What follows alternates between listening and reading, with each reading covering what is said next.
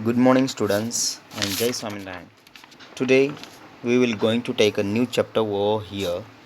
You know that in the last chapter, we had seen about the India, that is our country, and there some of the physical divisions are there. We have seen their political maps and physical map. There, in the physical map, we have seen there the northern mountains. Our country is called the land of mountains. In the land of mountains, there in our country there is a plateaus, plains, deserts and coastal plains are theirs, right, and islands also there.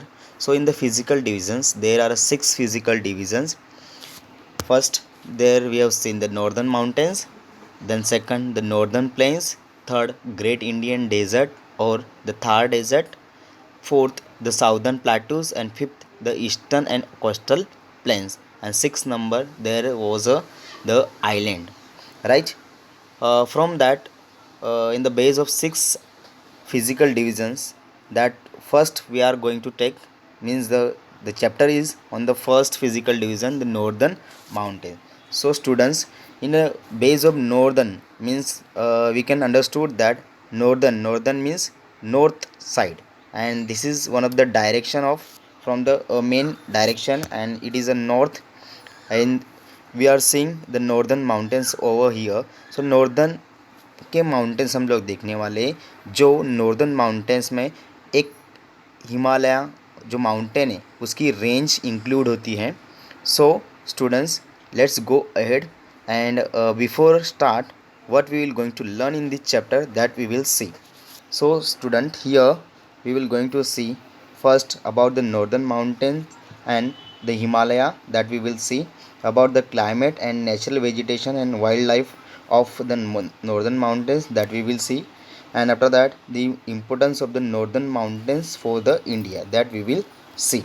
You know that what is the importance of northern mountains? We already seen that the northern mountains and the north side northeastern parts of the mountains, that is protect us from extreme cold winds and guard our borders against enemy, that you already seen, and we already seen last chapter, that in the India our country. Now see over here students, the northern mountains include the Himalaya. You know that कि northern mountains में Himalaya include होता है। हिमालय की जो ranges होती है वो include होता है, and Himalayas like Karakoram also, and north eastern hills ranges और the Purvanchal hills ranges also include in the northern mountains. The Himalaya range is the highest mountain range in the world. अभी अगर हम लोग बात करते हैं नॉर्दर्न माउंटेंस में, तो नॉर्दर्न माउंटेंस में हिमालय जो रेंज है वो बहुत बड़ी है, सबसे ज़्यादा हाईएस्ट पिक्स उसमें हैं, और वही नॉर्दर्न हिमालय रेंज बहुत ज़्यादा ही हाईएस्ट माउंटेन है। In the northern mountains comprise of some of the highest peak in the world, right. इस नॉर्दर्न माउंटेन्स में बहुत सारे हाईएस्ट पिक है, जैसे कि अगर हम लोग बात करें, there is the mount Everest is the highest peak in peak, while K2 और माउंट गोडविन ऑस्टिन, K2 और माउंट गोडविन ऑस्टिन एक ही है, इसको हम लोग K2 बोले या माउंट गोडविन ऑस्टिन बोले, दोनों सेम है। Is the second highest peak in the world. So here the sum of important peaks of the northern mountains are listed in the table. You can see that the chart here over here, and you can see there this is the highest peak in the northern mountains. So see, first there is a Mount Everest. The height it is given in the meter. Mount Everest is 8,848 meter. The height is there, is the first highest peak in the northern mountains. Second, it is Mount Godin Austin, K2. It is 8,611. Kanchenjunga 8,598. Makalu 8,481. Dhaulagiri या धौलागिरी भी बोल सकते हैं, that is 8,172. Then after नंगा पर्वत आता है और अन्नपूर्णा उसके बाद आता है, बट अन्नपूर्णा वो आगे दिया गया by mistake, but it is नंगा पर्वत फर्स्ट, उसके पहले आएगा धौलागिरी के बाद 8,125, और अन्नपूर्णा बाद में आएगा 8,091, that is here, and this नंगा पर्वत is here, okay. Then Nanda Devi is there, 7,817. Now see, did you know students, over here it is given who was the first person there climbed on the mount Everest, मतलब सबसे पहले mount Everest पे world में से कौन चढ़े थे. So Tenzing Norgay and Edmund Hillary were the first to climb Mount Everest in 1953. Right, 1953 में तेंजिंग नोर्गे और एडमंड हिलरी, ये दो जो थे वो पहले ऊपर चढ़े थे. And the first Indian woman, और उसके बाद एक हमारी इंडिया की वूमेन चढ़ी थी climb Mount Everest, was Bachendri Pal. उसका नाम था Bachendri Pal. She climb the mount Everest in 1984.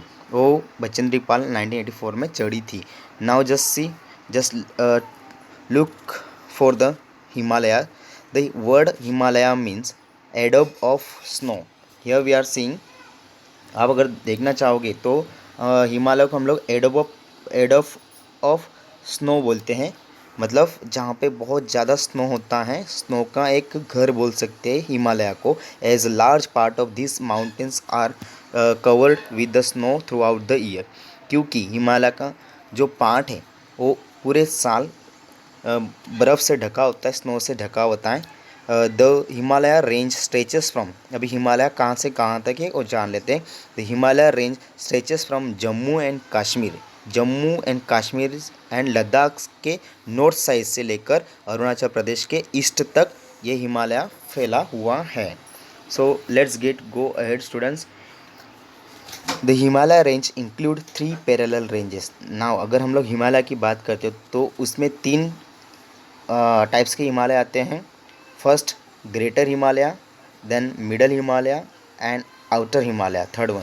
So if you talk about that Himalayas, तो अगर ऐसी अगर हम लोग ड्रॉ करने जाए तो this is this is great Himalaya, उसके बाद आएगा मिडल हिमालय उसके नीचे, और आफ्टर दैट उसके बाद आएगा outer Himalaya.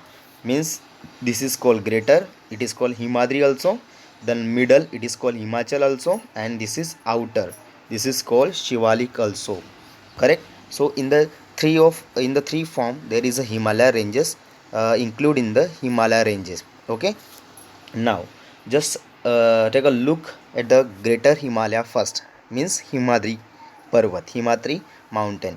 The greater Himalaya range is the northern most and highest range of the Himalaya. Himalaya में ये ग्रेटर हिमालय सबसे हाईएस्ट रेंज कहा जाता है, हाईएस्ट पिक कहा जाता है. That is a greater Himalaya. The peak of this range are always covered with snow, therefore they give rise to number of glaciers. और ये ग्रेटर हिमालय पूरे साल और हर एक टाइम पे यहाँ पे स्नो से कवर्ड होता है ये पूरा Himalaya, greater Himalaya. That's why यहाँ पे ग्लेशियर्स बहुत ज़्यादा अराइज होते हैं. और ग्लेशियर्स का मतलब होता है glaciers are slow moving rivers of ice. Glaciers यानी कि जो बर्फ़ की नदियाँ होती हैं, स्नो के जो रिवर्स होते हैं, that is a river of ice, that we can say that. So glaciers बनते हैं वहाँ पे, बहुत सारे नंबर्स ऑफ ग्लेशियर्स बनते हैं. तो सेवरल रिवर्स सच एज, मतलब वहाँ से इस ग्लेशियर से बहुत सारे नदियाँ निकलती है, जैसे कि Ganges, Indus and Yamuna originate from this glaciers. The reverse Ganga and Yamuna, देखो ये तीनों नदियाँ तो वहाँ से निकल गई, गंगा, इंडस और यमुना. तो ये गंगा और यमुना कैसे ओरिजिनेट होती है? The river Ganga and Yamuna originate from, see over here students, this one we are seeing. Correct.